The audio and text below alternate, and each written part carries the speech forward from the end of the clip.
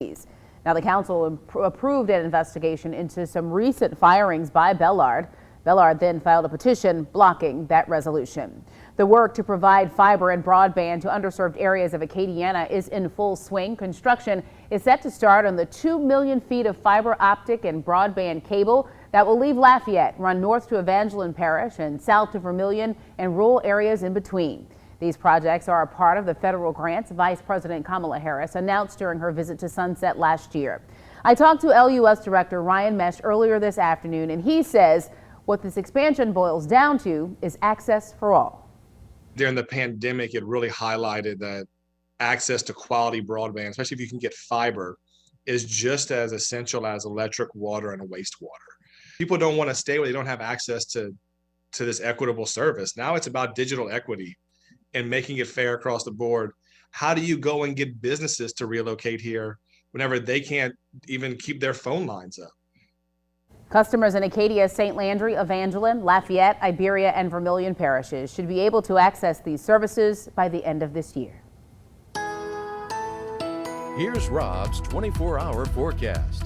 Oh, we had more record warmth this morning. Temperatures in the mid-70s, got up into the mid-80s this afternoon. But notice off to the north and west, you get up toward Alexandria, we're in the 60s, and we do have a front in the air, and you can see where the front is. South of the front, 70s, 80s, north of the front, 60s. This front doesn't make a whole lot of headway over the next 24 hours or so, and all the rain and storms, the heavier duty rains and storms on the northwest side of that frontal boundary. We do have a severe thunderstorm watch nearby till 10 o'clock tonight, and you can see where the strongest storms are from central Louisiana on back through western Louisiana, including northwestern Beauregard and portions of Vernon Parish late this afternoon. And there is a flood watch in effect for that area back across southeast Texas. But eventually action begins to progress slowly to the east overnight tonight, but the heavy rain threat stays to our west for now. Scattered showers and a few thunderstorms developing during the course of the day tomorrow. We have rain chance in the 60 to 70% range, but it looks like the more widespread stuff doesn't get here until we get into tomorrow night and also Friday. So temperatures tonight staying in the 70s. Notice our winds shifting around out of the north right around daybreak tomorrow, but we don't get much cooling. We still get into the upper 70s to lower 80s tomorrow afternoon, but rain chances ramping up in the healthy 60% range for tomorrow afternoon. Rain chances only go higher, and there's going to be some locally heavy rainfall. We'll delineate it all and have the complete True View forecast for Easter and the week that follows coming up in just a little bit.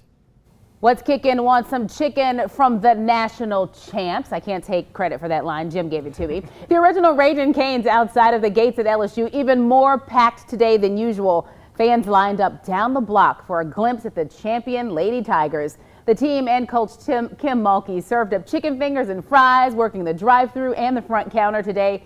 They spent time with fans, of course, signing autographs, basketballs, and other LSU gear. Some people even checked their children out of school just so they could experience this occasion. It's historic. It's just a good thing, I think, for her to experience, and we've been following them all season. So that's why I just thought it was a really, really big, important opportunity to be here. Well, the party does not stop at Canes today. The celebration continues tonight as the parade rolls through campus. It gets started in just about an hour and a half with a party in the PMAC after. Our sports team is in Baton Rouge in the midst of it all. We'll hear from them coming up at 6 o'clock. A new report shows Louisiana's population of children fell by 3% between 2010 and 2020. It's the 15th largest decline in the nation. Nationwide, the population younger than 18 fell by 2.2% between the same years. Residents under the age of 18 make up 23% of Louisiana's population. Tonight, the Jefferson Parish School Board will vote on a proposal to close and consolidate several campuses. The proposal also includes building 2 new schools. If passed, 13% of parish students would be relocated in the upcoming school year. The U.S. Department of Justice has reached a tentative settlement with victims of a 2017 mass shooting at a Texas church. Today, the DOJ announced an agreement in principle to settle claims for more than $144 million. 26 people were killed and 22 others injured in the shooting in Sutherland Springs, Texas. A federal court in 2021 ruled the U.S. government was liable for damages. The judge concluded the The Air Force failed to exercise reasonable care when it did not submit the shooter's criminal history to the FBI's background check system. Well, former President Donald Trump now back in Florida after yesterday's indictment on 34 felony counts of falsifying business records in New York. As MWin reports, Trump is continuing to denounce the case as being politically motivated. Despite these criminal charges, Trump supporters gave him a warm welcome when he returned to Florida last night. But some legal experts say this indictment is serious. Former President Donald Trump's early 2024 presidential bid, now under a cloud with 34 felony criminal charges hanging over him. This fake case was brought only to interfere with the upcoming 2024 election. Trump defiant during a speech at Mar-a-Lago just hours after his arraignment in New York, where he was arrested, fingerprinted, and processed. Manhattan District Attorney Alvin Bragg alleging a series of hush money payments to hide personal scandals were made to help Trump's 2016 presidential run, and claiming Trump falsified documents to cover it up. That is a scheme to buy and suppress negative information to help Mr. Trump's chance of winning the election. Legal experts say in New York, falsifying business records is typically a misdemeanor, but prosecutors believe these charges rise to the level of a felony because the payments were allegedly part of an effort to conceal another crime. But the DA didn't specify what that other crime was. Facts as laid out could be a compelling argument, but before they even get there, they're going to have to overcome the legal issues. Question one, what is the crime that prosecutors are alleging escalated this from a misdemeanor to a felony? A state prosecutor is prosecuting a federal election law violation that doesn't exist according to federal election law officials.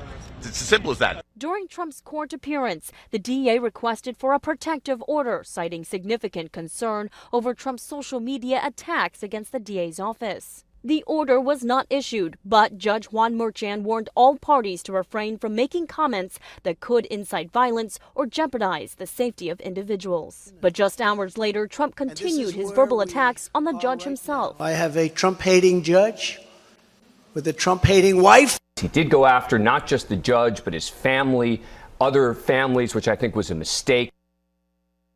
For now, Trump is due back in court in December. His lawyers are asking for him to be excused from attending in person due to extraordinary security measures. The judge has declined to authorize that for now. MWin, ABC News, New York. In other federal news, the Biden administration wants to tighten pollution controls on coal-fired power plants. The EPA is proposing a new rule that would slash mercury and other pollution by up to 70%. It would also require emissions to be monitored in real time and that data be sent to the EPA.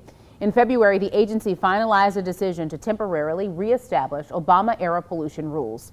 The newly proposed regulation would be the strongest update to mercury restrictions since 2012. And still to come right here on Acadiana's News Channel at 5, a farm in California on a mission to help the formerly incarcerated re-enter into society.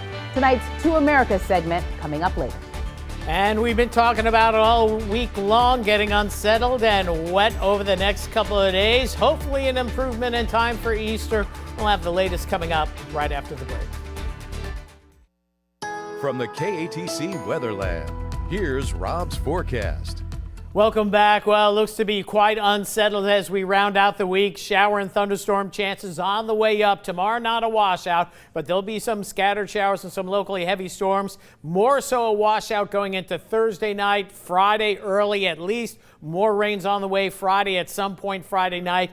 Ending, we hope, sometime on Saturday. Easter Sunday looking a little bit better. But let's take a look at the big picture as we look at what's happening across much of the U.S. and the lower 48 here. And again, you can see pretty much one feature that stands out. Showers and storms that span from southeast Texas all the way up through the Great Lakes. Snow on the backside of this system. And we do have severe thunderstorm watches that go from the Great Lakes all the way back to Point Coupee Parish in Louisiana. That was the ones local until 10 o'clock tonight. Still winter storm advisories and blizzard warnings for portions of the Dakotas and Minnesota. But this is the main weather maker. Boy, look at the size of this severe thunderstorm warning right here. Looked like it was a derecho setting up, and a derecho is a wide swath of damaging winds, and usually you see it with a bow echo and it takes on a life of its own, but it seems to have weakened nonetheless. But severe thunderstorm thunderstorm warnings embedded within these severe thunderstorm watches, but not a whole lot of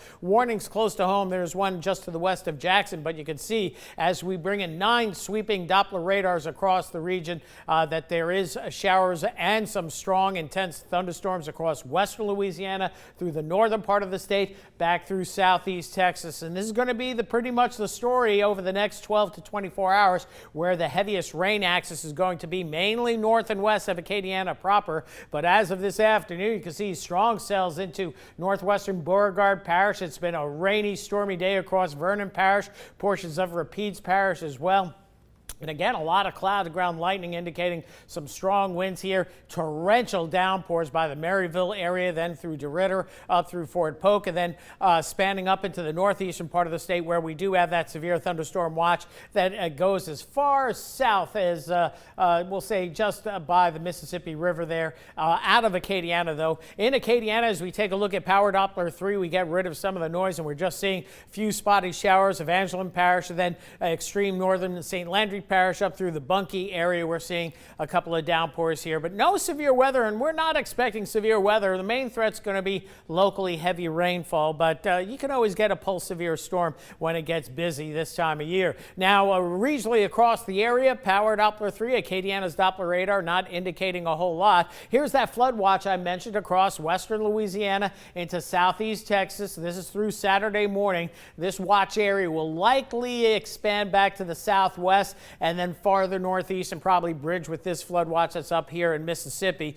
But that's what we have for now. So in Acadiana, no flood watches at this point. We'll show you why. We got this frontal boundary coming in. We showed you that a little bit earlier, but it kind of stalls out across the area. Even though our winds may come around out of the north at times tomorrow, we're not expecting much cooling. So cloudy skies tonight, the threat of a passing shower or thunder shower, and much the same goes into tomorrow morning. But by the afternoon, we're going to see a little bit more instability. Notice our wind shifting around out of the northeast. Once you get on the north side of this frontal boundary, that's when the rain chances actually go up, and that's going to stay with us through tomorrow evening. In fact, rain and thunderstorms get more concentrated. You can see we'll have more widespread activity moving in during the morning hours on Friday, and then maybe another round going into Friday afternoon, evening, overnight hours. And the Euro model pretty much shows that as well. A very unsettled weather pattern, much of Friday going through Saturday morning, but hopefully by Saturday afternoon drying out. We get into Easter Sunday, we'll see temperatures